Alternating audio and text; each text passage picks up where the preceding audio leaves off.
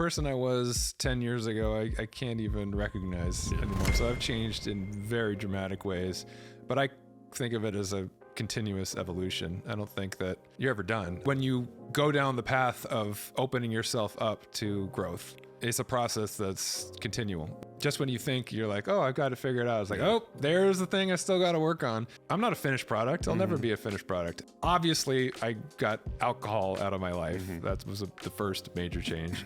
But in doing that, I learned to start dealing with things head on. I was avoiding for a decade after I left the band the pain of that and the things that led to it in the first place, the underlying anxieties and insecurities. I had to, in a pretty brutal way, start dealing with the things I'd been avoiding. Once I realized how empowering that was, once I realized that when I did that, I grew. And it became easier to deal with things that were difficult. And I built resilience, and I became more able to withstand challenges and more secure in myself and more able to build self-esteem and self-worth and then motivation and drive and purpose again in my life, which creates meaning and fulfillment. Once I realized that was the outcome of not avoiding my problems, I started craving, like walking towards the things that were challenging for me, because I realized that's where the growth is. That's where the journey gets even more interesting.